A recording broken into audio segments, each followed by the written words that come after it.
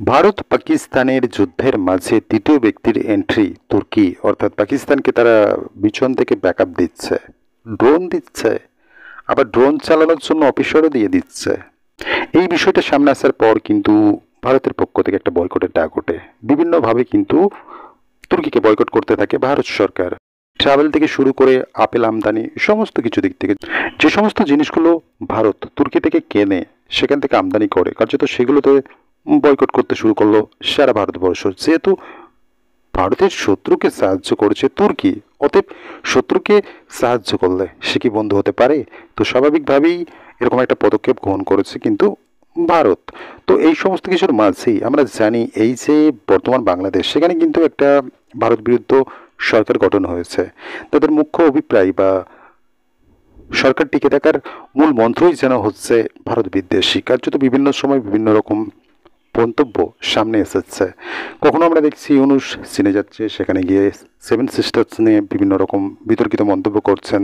এর মাঝে কিন্তু আমরা বিভিন্ন জায়গায় দেখলাম, কখনো দেখছি বাংলাদেশ থেকে দাবি তোলা হচ্ছে ভারতের সাথে তারা কোনোভাবেই সম্পর্ক রাখতে চায় না, সেই ভারতের সাথে সম্পর্ক ছিন্ন করতে চায়। অর্থাৎ যে ভারত পুরো বাংলাদেশকে ঘিরে রয়েছে, যার যে পাশেই ঘোরা হোক না কেন শুধুমাত্র ভারতই রয়েছে, ভারতের কোলে রয়েছে বাংলাদেশ। যে বিষয়টা সামনে এলো, এই যে তুরস্ককে জবাব দিল ভারত, ভারতের শত্রুকে তারা সাহায্য করছে, তার পাল্টা প্রত্যাঘাত কিন্তু ভারত করলো বয়কটের মাধ্যমে। কোনো কিছু আমদানি ভারত আর করবে না আজারবাইজান এবং তুর্কি থেকে। কার্যত এটা কিন্তু একটা বড়সড় ধাক্কা আর্থিক দিক থেকে, অর্থনীতির দিক থেকে কিন্তু তুর্কি একটা শক পেল। তারা হয়তো ভাবতে পারেনি এরকম একটা ধাক্কা তাদের খেতে হবে ভারতের থেকে। কার্যত তারপর থেকেই এরা কিন্তু এবার ছলচাতুরি চক্রান্ত শুরু করে দিল। অর্থাৎ তুরস্ক সমর্থিত একটি এনজিও কিন্তু বর্তমান বাংলাদেশে রয়েছে এবং তারা এখন কি করছে? তারা গেটার বাংলাদেশের স্বপ্ন দেখাচ্ছে বাংলাদেশকে। অর্থাৎ একটা সাম্প্রতিককালে এই যে এনজিও একটা ছবি এনেছে বিভিন্ন ইউনিভার্সিটি বিশ্ববিদ্যালয়ের হলে, সেই গেটার বাংলাদেশের ছবি, বিতর্কিত ছবি কিন্তু লাগানো রয়েছে।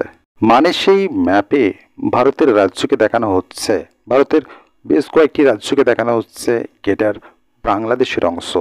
অর্থাৎ এখান থেকে একদিকে যখন দেখছি চিকেন নেক ঘেঁষা এলাকায় চীন বিমান ঘাঁটি তৈরি করার একটা পরিকল্পনা করছে, কার্যত এটা কিসের ইঙ্গিত সেটা স্পষ্টত বোঝা যায় ভারতকে চাপে রাখার। আবার দেখছি চলে এলো তুরস্ক, তারা আবার চেষ্টা করছে গেটার বাংলাদেশ বানানোর জন্য। একদিকে যখন বিভিন্ন সময় লাগাতার কিন্তু ইউনূস সেভেন সিস্টার্স নিয়ে মন্তব্য করেই চলেছে, একের পর এক কিন্তু ধাক্কা দিতে শুরু করেছে ভারত সরকার বিভিন্ন সীমান্ত দিয়ে। বেশ কিছু সীমান্তে প্রথম দিকে ব্যান করা হয় যে সেখান থেকে সেই স্থলবন্দর ব্যবহার করতে পারবে না বাংলাদেশ, এবং সাম্প্রতিককালে পুরোপুরি কিন্তু বাংলাদেশকে ভাতে মেরে দিল, আর যেটাতেই কার্যত ঘায়েল হয়ে গেল ইউনূস সরকার। এখন কিন্তু সেই আগের মতো সুর আর দেখা যাচ্ছে না। এখন কোথাও না কোথাও তারা গল্প ফাঁদছে ভারত ভালোই করেছে, তারা আত্মনির্ভর হবে।